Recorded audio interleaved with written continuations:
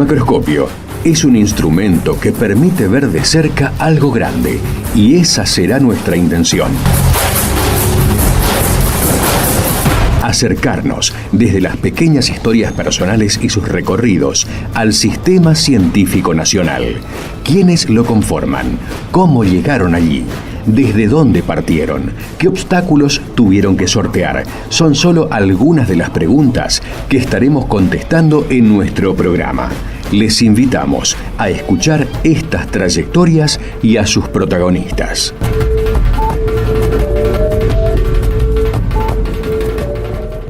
Buenas tardes, estamos aquí en Macroscopio como todos los lunes. Hoy tenemos el gusto de hablar con el doctor Mariano Giombini.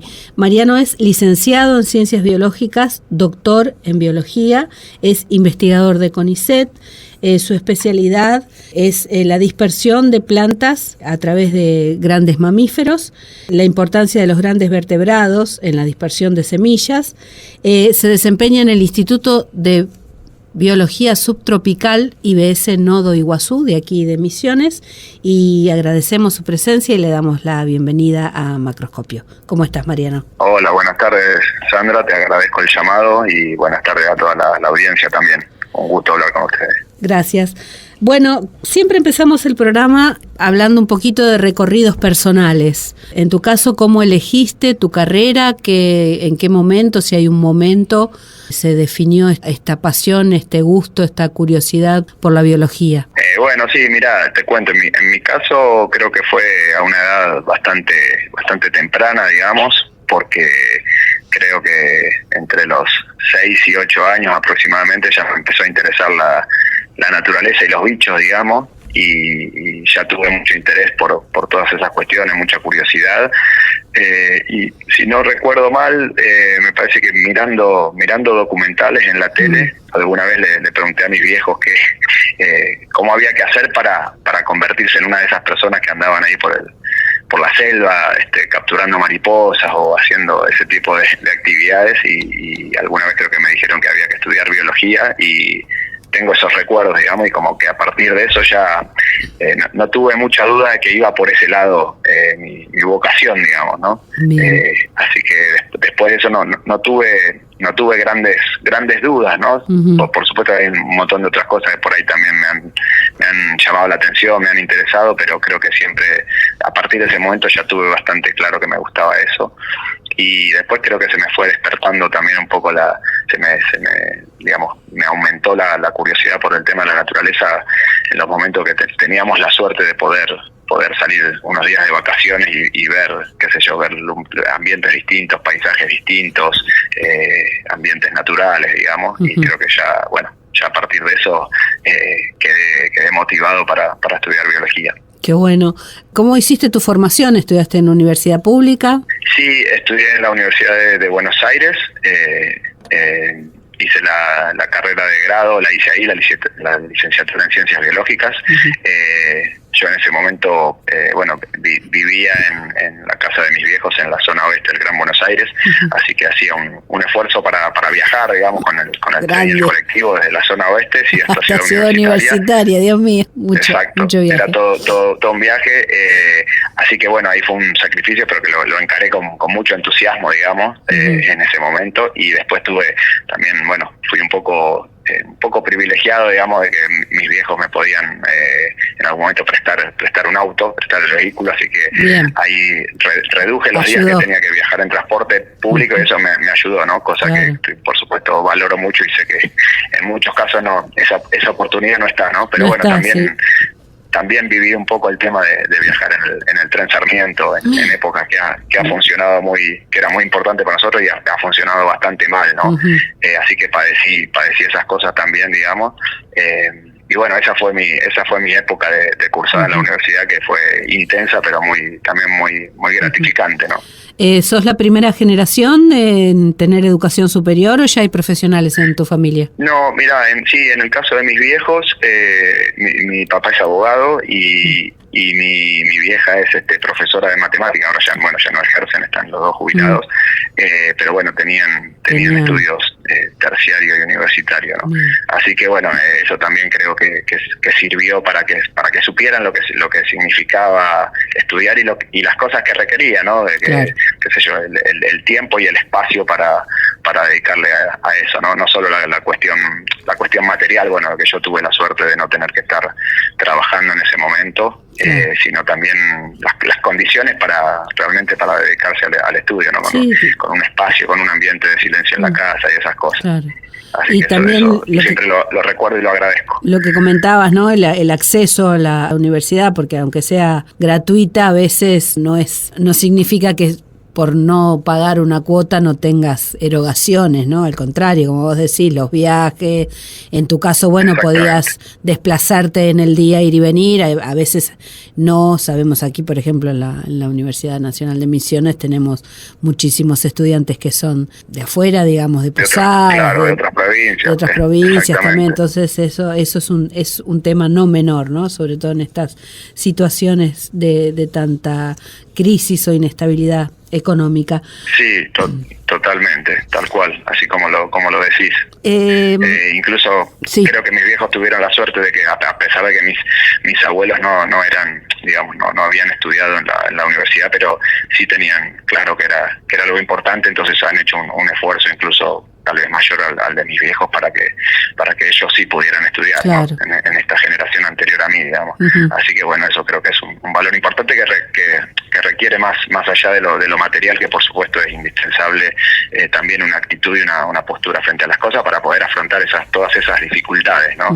De transporte o de mudanza, de vivir en otro lugar, condiciones para tener un espacio para estudiar y el incentivo y el aliento de los padres en este caso, ¿no? Garantizarlo. ¿Cómo te fue la carrera? ¿Cómo la hiciste bien? ¿Tuviste obstáculos, alguna dificultad o fue así lo que esperabas y más? Mirá, de lo que yo recuerdo, creo que la dificultad más grande, a mí me gustó la carrera, la disfruté, ya estaba muy entusiasmado, me gustaban los temas, digamos, y me parece que sí, lo que recuerdo que era más difícil era el tema del viaje, ¿viste? Claro. Era lo más sacrificado. Claro. Lo que yo trataba de hacer era digamos, organizar las materias para cursar en la menor cantidad de días, de manera que hubiera 1 o 2 días en la semana que por ahí no tenía que ir a la facultad, digamos. Entonces eso me ahorraba el viaje largo y tedioso que a veces se presentaba, digamos, para llegar hasta allá. Me acuerdo, por ejemplo, no como una anécdota, a veces lo que hacía era, me iba con la bici desde mi casa hasta la estación de tren acá del Sarmiento en Ituzaingó, y en un momento habían habilitado una guardería de bicicletas. Entonces uno podía dejar la bicicleta, no te cobraban nada, te daban un numerito, a mí me venía de 10 eso, entonces dejaba la bicicleta ahí, ganaba unos minutos y me tomaba el tren, y cuando yo salía a la mañana temprano y regresaba a la noche medio, a veces un poquito tarde, y entonces bueno, era un alivio poder agarrar una bicicleta y llegar rápido a mi casa. Y a veces lo que pasaba es que a las 10 de la noche cerraba la guardería de bicicletas y bueno, la bicicleta quedaba encerrada ahí, digamos. Hasta el otro día. Entonces, tal cual, entonces me quedaba sin la bicicleta, ¿no? Entonces lo que tenía que hacer a veces era robarme mi propia bicicleta, entonces saltaba por encima el alambrado de la reja tratando de que no me viera nadie y me afanaba mi propia bicicleta para la desataba el candado y me volví, la levantaba por arriba del alambrado, me colgaba yo, salía y bueno, podía recuperar la bici y volver, digamos. Bueno, eso te sirvió, ¿viste? Eso te sirvió para el futuro, ya cuando decidiste ser investigador de CONICET, Exacto, ahí ya te empezabas. Todo. todo aplica. Tal cual. Cuando decidiste tu tema de tesis de grado, ¿cómo lo empezaste a armar, a organizar? Bueno, en ese momento yo en la carrera me orienté en lo que sería genética y evolución en ese momento, y empecé trabajando cuando estaba más o menos a mitad de la carrera en un laboratorio de química por el interés de empezar a tener un poco de experiencia en lo que es la práctica concreta de la investigación y trabajar en un laboratorio. Ahí trabajé un tiempito y después ya cuando estaba orientado en genética y evolución también conseguí para trabajar en un laboratorio que hacían cosas de genética evolutiva con plantas, con algunas especies de plantas de tomate nativas de distintas regiones de los Andes, digamos, y bueno, y ahí logré hacer mi tesis de grado, mi tesina, digamos, estudiando, digamos, la variación genética de un gen que parece tener algo que ver con la tolerancia al estrés hídrico de las plantas de tomate, digamos. Uh-huh. Así que ahí esa fue la primera, digamos, experiencia concreta durante la tesina, ¿no? Tenía que ver con genética evolutiva y por eso me interesaba, ¿no? Eso fue en la Universidad de Buenos Aires, ahí en la Facultad de Exactas. Y trabajaba en un laboratorio ahí mismo en la facultad. Eso fue lo que es la carrera de grado, digamos, ¿no? Uh-huh. Hacemos la primer pausita y seguimos en unos minutos.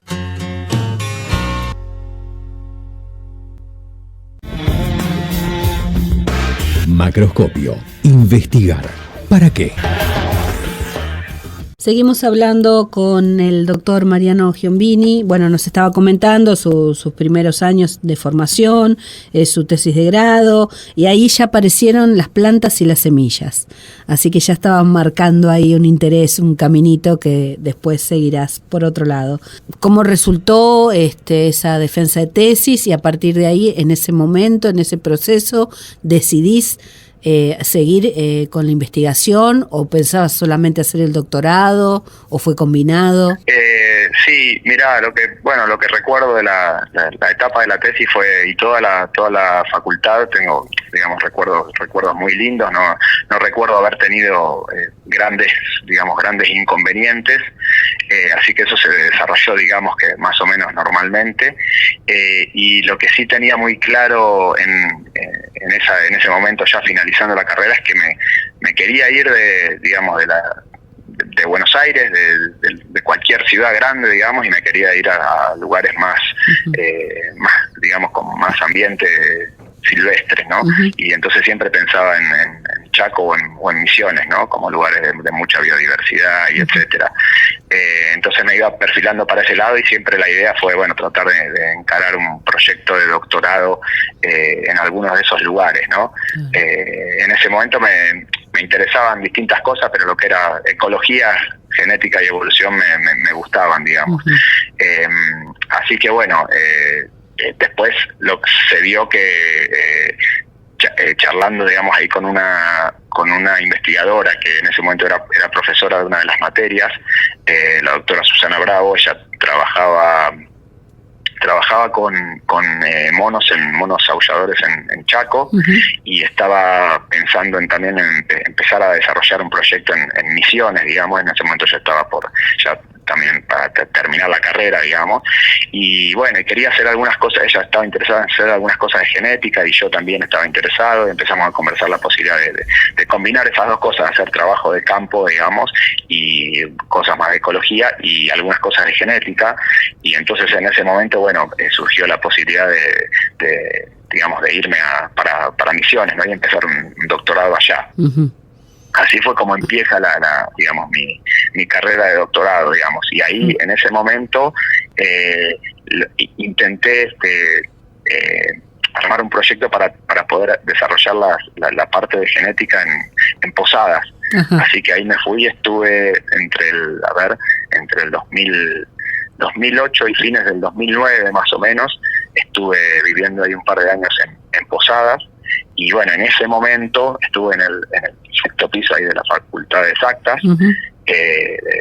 De la Universidad Nacional de Misiones, y ahí en ese momento, bueno, no había, era difícil, no teníamos tanta disponibilidad de equipamiento para uh-huh. trabajar con la parte de genética.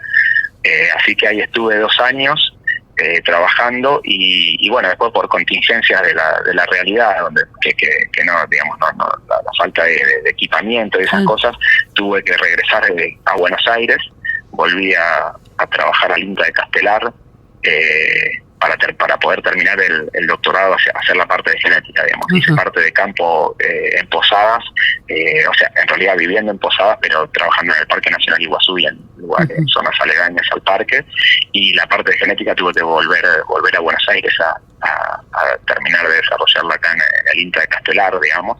Y bueno, eso fue la forma que encontré para sortear esas dificultades. Así que un poco se me frustró la idea de permanecer en Misiones, digamos, pero bueno, por lo menos pude finalizar el doctorado más o menos con las ideas y las preguntas que habíamos planteado en el proyecto. Esa fue un poco la historia del doctorado, ¿no? Bueno, y después de eso, por supuesto que siempre tuve ganas de volver a Misiones, digamos, y bueno, ahí pasamos a la etapa posterior donde logré finalmente radicarme allá. Concretar, era acá, tenía que ser acá. Sí, exacto. ¿Cómo decidís o en qué momento decidís presentarte a CONICET, ingresar a carrera? ¿Cómo fue esa etapa también? Sí, bueno, mira, creo que era un poco, eso también estaba como bastante, lo tenía yo bastante definido, y creo que muchos de los estudiantes cuando estaban terminando la carrera de grado, digamos, que si querés la opción más, la vía más clásica para dedicarse a la investigación era pedir beca de doctorado de CONICET, digamos. Yo hasta ese momento había obtenido una beca de la UBA de estímulo a la investigación científica, que las daban como para eso, para la etapa de finalización de la carrera donde uno desarrollaba la tesis, digamos. Y después de eso, como que se estilaba, bueno, pues presentarse, si te interesaba hacer investigación, presentarse a becas de CONICET, digamos, ¿no? En ese momento es cuando yo, bueno, decidido a presentarme a beca de CONICET, empiezo a conversar con esta profesora y con gente que era profesora allá en la UBA, digamos, en Exactas, y también con gente de Misiones, ¿no? En Posadas. Bueno, ahí tuve la codirección de Dardo Martí, que estuvo en la primera etapa de mi doctorado cuando trabajaba ahí en la Facultad de Exactas, ¿no? En Posadas. Sí. Así que esa fue la forma de buscar, digamos, un director y un codirector, en este caso una directora y un codirector, digamos, un poco articulando tanto el lugar como la temática, digamos. Y bueno, y sí, en general casi todos sabíamos que como que la mejor opción que estaba a vista era presentarse a una beca de CONICET, digamos, ¿no? Si tenías la suerte era como, bueno, lo que ya te permitía tener un estipendio para vivir y poder hacer y dedicarte medio a pleno a la investigación, ¿no? En ese momento se daba una beca de 3 años para comenzar, y luego podías pedir claro, por 2 años más, para que se suponía que ahí uno finalizaba el doctorado, digamos. Así que eso fue, bueno, yo en particular obtuve las 2 becas, digamos. No terminé la tesis en término exactamente, como que me tomé ahí un tiempito más para dedicarme a escribir la tesis. Después del último año de beca me quedó como un año más ahí para terminar de cerrar las cosas de la tesis, escribir, terminar de analizar cosas y qué sé yo, y presentarla. Así que tuve ahí un año medio flotante, digamos, donde hacía algunas changuitas o lo que podía como para sobrevivir. Y en ese momento sí, ya después me presenté a beca de postdoctorado, que ya fue con lugar de trabajo en Puerto Iguazú. Y ahí ahí fue cuando pude regresar a Misiones, ¿no? Donde me establecí, digamos, a partir del 2014. Bien. Ya con la beca de postdoctorado. ¿Y tu tesis de doctorado sobre qué tema fue específicamente? Bueno, en la tesis de doctorado ya empecé a trabajar con una temática similar, muy relacionada a lo que continúo trabajando ahora, que era eso, dispersión de semillas, digamos, dispersión de semillas grandes por animales, digamos. Después me fui como un poco especializando más en lo que es dispersión de semillas de pindó, que es la especie que vengo utilizando como modelo de estudio, digamos, a partir es un poco algo que surgió a partir de la tesis de doctorado, digamos, una especie muy muy interesante y buena como en muchos aspectos como modelo para estudiar especies que tienen una semilla grande, que requieren de mamíferos de mediano o gran porte para que puedan ser dispersadas en forma efectiva, ¿no? Así que ahí empecé haciendo tanto algunas cosas de ecología de campo, digamos, y algunas otras cosas de genética, como te contaba, para lo cual me vine a hacer los análisis de laboratorio. Me vine, te digo yo, porque te estoy hablando en este momento de Buenos Aires. Estoy en Buenos Aires, pero me fui de Misiones acá al INTA de Castelar para para hacer la parte de laboratorio. Y siempre un poco las preguntas tenían que ver con, bueno, qué pasa cuando se pierden animales, qué les puede pasar a las plantas, digamos, ¿no? No solo la pérdida en sí misma de fauna como impacto, digamos, de producto del disturbio que produce el hombre, digamos, sino qué pasa al desaparecer esos animales, qué pasa con las plantas que requieren a esos animales como dispersores, ¿no? Esa fue un poco una de las preguntas importantes que intenté abordar, digamos, en la tesis, ¿no? De doctorado. Así que bueno, y continúo trabajando con cosas, con especies, con las mismas especies o algunas otras similares y con preguntas también similares, digamos, ¿no? Bueno, ahora profundizamos un poquito más, hacemos otra pausa y continuamos en un ratito. Macroscopio, la ciencia en su laberinto. Seguimos hablando con el doctor Mariano Giombini. Bueno, nos contaba sobre su tesis doctoral, cómo llega finalmente a Misiones, a Iguazú, cómo está investigando ese tema que empezó y que sigue dando sus frutos, valga la redundancia, porque de eso hablamos, ¿no? De frutos y de su dispersión. Importantísima esa pregunta y crucial en el tema ecológico, ¿no? ¿Qué pasa cuando desaparece alguno de las dos puntas de esta conexión? Animales, flora o fauna, ¿no? O sea, por ahí sabemos que hay plantas que tienen vectores polinizadores o dispersores específicos y a su vez hay animales de todo tipo que solo comen ciertas plantas, ¿no? Así que es una relación totalmente importante y fundamental que existan y coexistan ambas especies. Recorriendo el territorio, estudiando PIN2, empezaste a trabajar con tapires. Los tapires son unos animales que particularmente me fascinan, me hacen acordar mucho esos animales que hay en Australia y Nueva Zelanda, que parecen conjuntos de diversos animales, y así un poquito leyendo, sé que están emparentados con los caballos y los rinocerontes.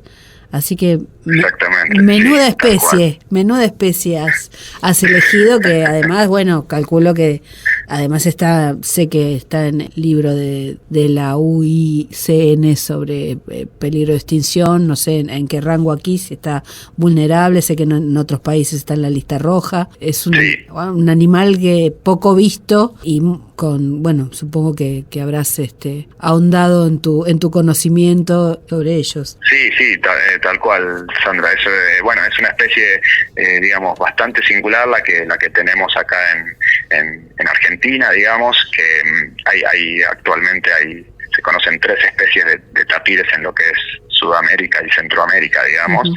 En particular la que llega a nuestro país tiene una distribución muy amplia en todo el continente sudamericano, en todas las regiones de bosques tropicales y subtropicales, y llegas a lo que son selvas cercanas a la región andina, digamos, y toda por lo que es la costa también, digamos, a los lugares donde hay selva, llega hasta Venezuela, el norte de Brasil, Colombia, etcétera. Tiene una distribución muy, muy amplia y probablemente por eso no tiene una categoría de amenaza, no tiene la categoría de amenaza más grave, digamos, porque en muchos lugares todavía está presente, por ejemplo, en la zona del Amazonas o de lo que es el Gran Chaco, digamos, todavía se supone que existen poblaciones grandes de esta especie de tapir, ¿no? Que es Tapirus terrestris. Se lo conoce como tapir de tierras bajas.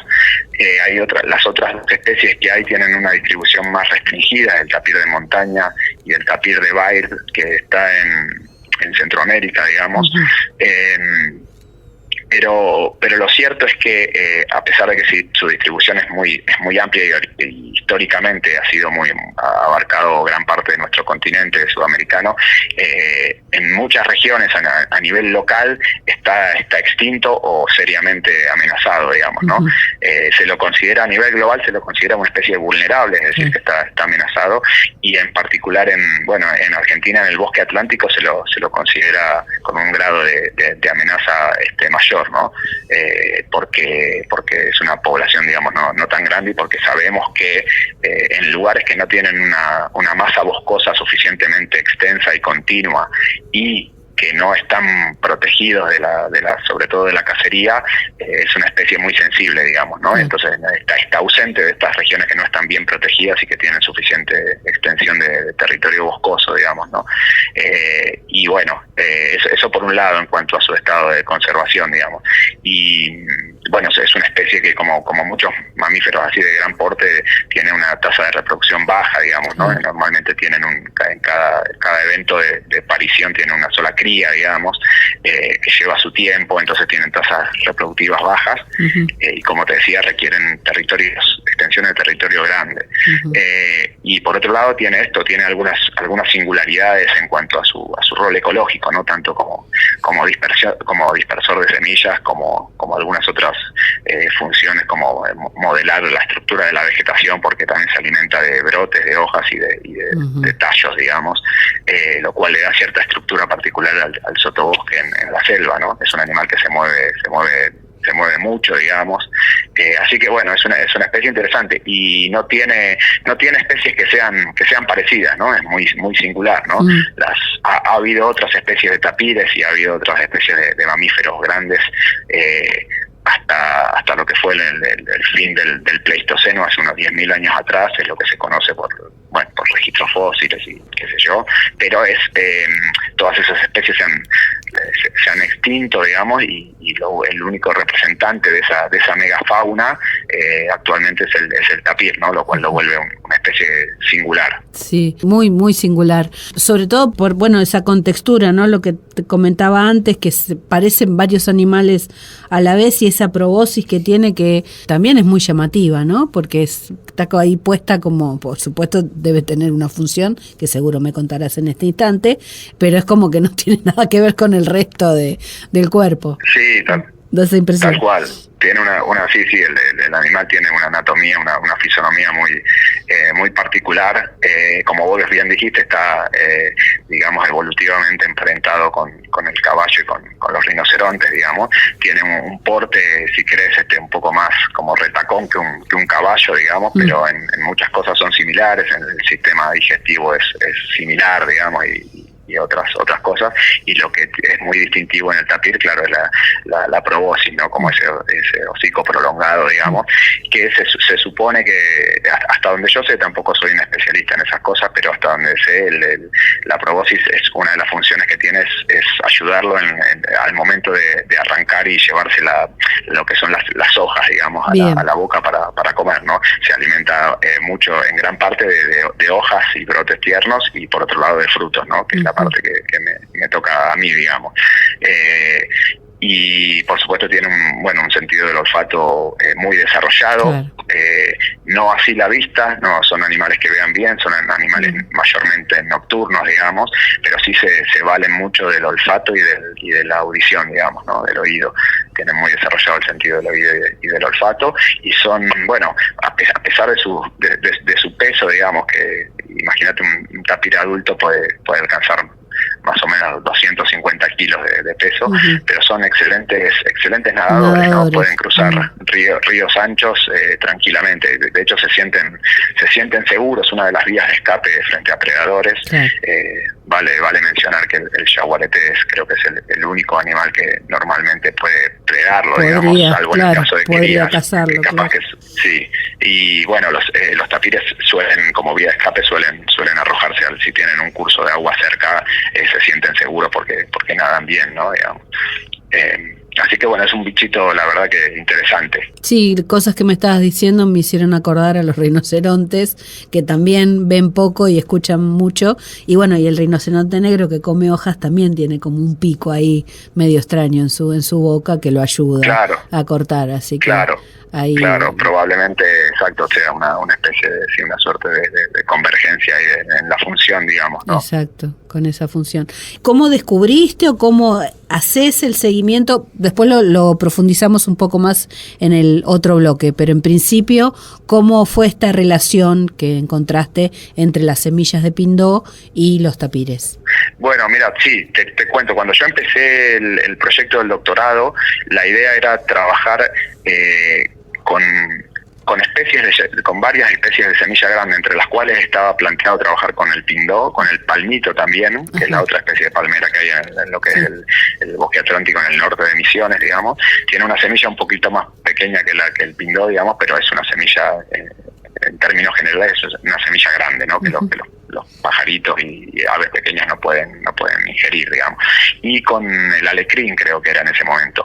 Y después, bueno, a raíz de los resultados, de lo que fuimos encontrando en el curso de la tesis, me fui enfocando más en el pindó, y bueno, entre otras cosas porque encontramos muchísimas fecas de tapir, incluso agrupadas en lo que denominamos letrinas, ¿no? Como que son sitios donde el tapir recurrentemente va a defecar a un mismo lugar, ¿no? Hay muchos animales que tienen ese comportamiento, incluso los perros. Todos sabemos que si uno tiene un patio, un parque, algo, suelen utilizar ciertos lugares con más frecuencia que otros, y nosotros encontramos letrinas de tapir con una cantidad de semillas que, bueno, la verdad que nos llamó la atención, ¿no? En el orden de cientos de semillas en cada bosta, digamos, de tapir, y ahí, bueno, eso dio la pauta que había una interacción bastante fuerte, digamos, entre el tapir y el pindó como dispersor y planta, ¿no? Y a partir de ese resultado empecé a enfocarme un poco más en esa interacción, y dejando un poco de lado a otros animales que por supuesto también tienen un rol importante, como la dispersión, y que también se pueden alimentar de pindó, ¿no? Ahora después por ahí charlamos un poquito más del último trabajo donde eso aparece, pero en ese momento me quedé un poco interesado por la interacción entre el tapir y el pindó, y bueno, ahí empecé a indagar sobre esa interacción más en particular, ¿no? Hacemos otra pausita y volvemos en unos minutos. Macroscopio. Ver de cerca algo grande. Seguimos hablando con Mariano Giombini, estamos hablando fuera de aire y nos colgamos con información. Me contabas este descubrimiento y cómo empezaste, bueno, que además, bueno, dio una publicación reciente que ha tenido mucha difusión y mucha repercusión en esta relación entre las semillas de algunos palmeras, ¿no? Como decías, pindó y palmito en principio, y otra especie de árbol, alecrín, y bueno, en este caso el tapir, pero también en otros animales. Sí, exactamente.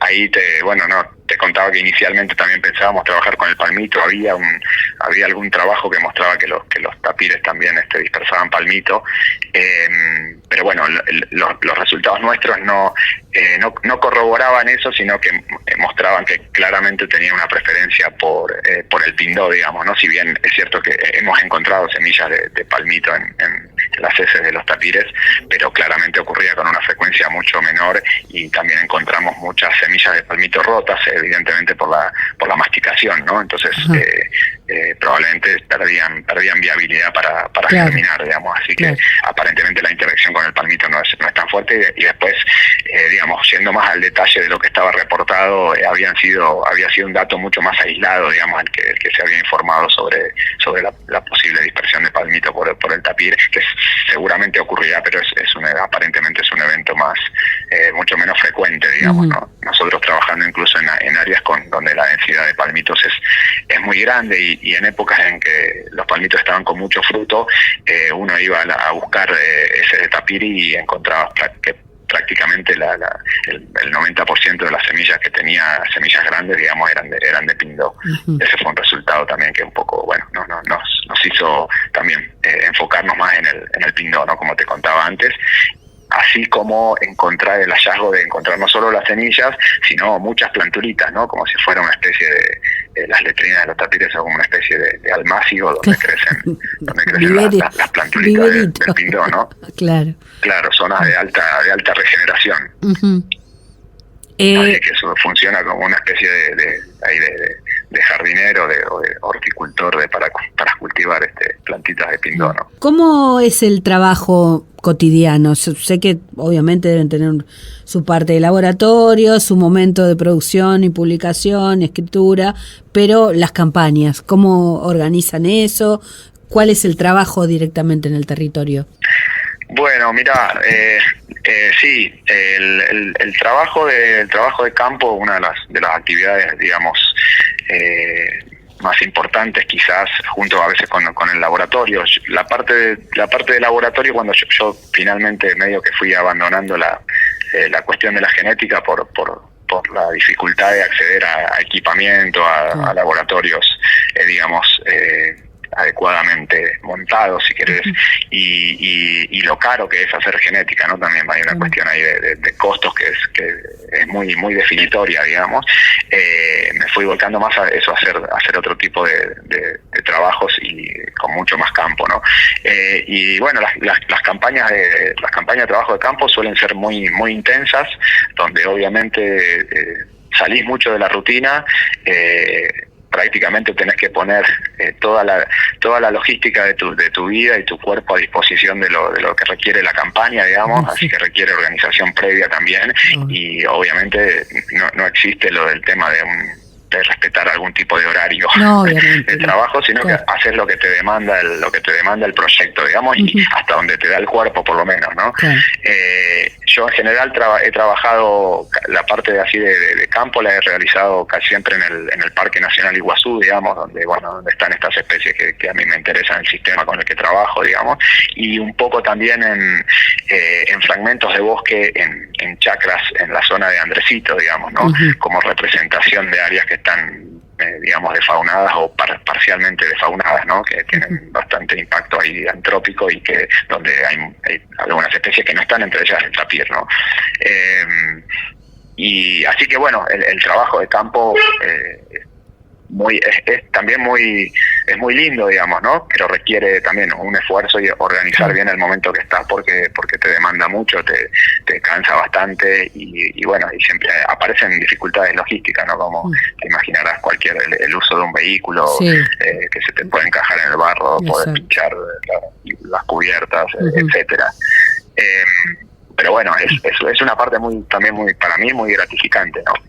A veces lamentablemente uno se enrosca en actividades porque no sé cómo están en la computadora o cuestiones más administrativas o etcétera, y no vas tanto al campo, digamos, y entonces cuando vas al campo es como siempre es una experiencia linda, ¿no? Lo disfrutás doblemente, claro. Sí, pero bueno, sí, tal cual. Es así, están ligadas, ¿no? No podés estar en el campo y después no producir, entre comillas, publicar, pues ya tal sabemos cual. cómo es el sistema. Exactamente. Y a su vez no podés escribir si no hiciste tu campaña. Sí, tal cual. ¿Ustedes pueden hacer campaña en cualquier época del año? ¿Tienen meses, calculo, por la fructificación o por el movimiento de los animales? Mira, en el caso mío no tengo esquemas muy rígidos, eso te iba a comentar también, es muy variado el tipo de actividad que haces en el campo y el momento en el que vas. Nosotros por lo menos no trabajamos con un esquema tan ordenado, sino que más se va adecuando a los objetivos específicos del momento, digamos, ¿no? No sé, te puede tocar desde ir a hacer ahora yo hace mucho que no hago eso, digamos, en un momento era salir a buscar heces de tapir y colectar las semillas y identificar las semillas, o contar plantulitas de pindó, digamos, debajo de los pindó adultos o en las letrinas de los tapires, por ejemplo, te puede tocar eso. En este momento estoy arrancando un proyecto para un poco caracterizar el ensamble completo de animales que se alimentan del pindó, independientemente de si lo dispersan bien o mal, o si lo ingieren o no, y estamos utilizando cámaras trampa, así que estamos colocando cámaras trampa, digamos, lo cual requiere ponemos cámaras trampa abajo para los animales como el tapir que van a comer debajo de la copa de las palmeras adultas, y ponemos cámaras trampa en altura para identificar los frugívoros que van a comer directamente a la infrutescencia, como son las aves y algunos mamíferos trepadores, digamos, y es así que eso requiere escalar, trepar en los pindó, digamos. Eso es un trabajo que estamos empezando ahora, así que te digo, es muy variado. Uno utiliza todo lo que tienes a su alcance y tenés que aprender cosas diversas, digamos, y bueno, yo vengo un poco también cambiando las preguntas, los objetivos específicos, entonces siempre voy un poco adecuando la actividad a la pregunta que tengo, digamos, ¿no? ¿El equipo, cuánta gente, cuando salen a campaña, estás vos y qué grupo humano, digamos? Sí, mira, eso también es bastante variable. Hay actividades que las podés hacer entre dos, digamos. No sé, se me ocurre ahora, por ejemplo, cuando fuimos a localizar pindó adultos, digamos, que podían ser los individuos focales sobre los cuales íbamos a colocar las cámaras, se puede hacer tranquilamente entre dos, digamos, con un GPS, qué sé yo, y después ya para la colocación de las trampas fuimos en grupos un poco más grandes, de 4 o hasta 5 personas, digamos. Eso también creo que es muy variable, digamos, ¿no? En general, por supuesto no vamos solos, no es recomendable desde el punto de vista de la seguridad por cualquier inconveniente que puedes tener. Obvio. Y normalmente oscila entre 2 y 4 personas, a veces 5, pero eso también depende del tipo de proyecto, ¿no? Siempre uno un poco trata de balancear que haya suficientes personas para asistir, para trabajar. Hay gente que tiene, no sé, nosotros por ejemplo trabajamos con el equipo de técnicos de campo que tenemos en el instituto, que la verdad que es fundamental para el trabajo que hacemos, y ellos hay cosas que las manejan muy bien, digamos, entonces te podés complementar bien, ¿no? En el trabajo, digamos. Así que sí, normalmente vamos con 1 o 2 técnicos de campo, digamos, y después, bueno, algunos de becarios o investigadores, digamos, pero bueno, es variable, ¿no? Normalmente un grupo de 3 o 4 es bastante típico, digamos. Bien ahí, Giombini, visibilizando el trabajo de los CPA. Que somos parte de la cadena. Siempre. Mirá, fundamental. La verdad que nosotros no tenemos más que elogios. Yo creo que la incorporación en un momento, digamos, no teníamos CPA, y a partir de la incorporación de varios CPA, digamos, con actividades de campo, y también, bueno, posteriormente con algunos otros que hacen más cosas de análisis de datos, etcétera. Pero te digo que es un cambio, yo creo que cualitativo para cualquier instituto, para cualquier grupo de investigación, es fundamental, digamos, totalmente. ¿No? Así que eso es más que rescatable, digamos. Bueno, se nos terminó el programa y yo quisiera hablar como 2 o 3 programas más con vos, hacer una miniserie, pero no va a poder ser por ahora. Así que, bueno, te agradezco, Mariano, este momento con nosotros. La verdad que es súper interesante. Quedé colgada con un montón de cosas. Ya quiero ir al Parque Nacional con vos a sacarle fotos a los tapires. Bueno, de hecho, queda Macroscopio a disposición para cualquier evento que quieras difundir, cualquier actividad. Y gracias por estos momentos. ¿Sí? Bueno, Sandra, yo te agradezco mucho el interés y la posibilidad de difundir un poco el trabajo que estamos haciendo. Y por supuesto a disposición para conversar en otra oportunidad. Siempre quedan cosas pendientes, o para establecer cualquier contacto si en algún momento estás por Iguazú o nosotros tenemos alguna cosa para contarte y poder charlarlo a través de este programa hermoso que estás impulsando, ¿no? Junto con el equipo. Bueno, muchas gracias, Mariano. Quedamos en contacto. Bueno, gracias, Sandra. Un abrazo.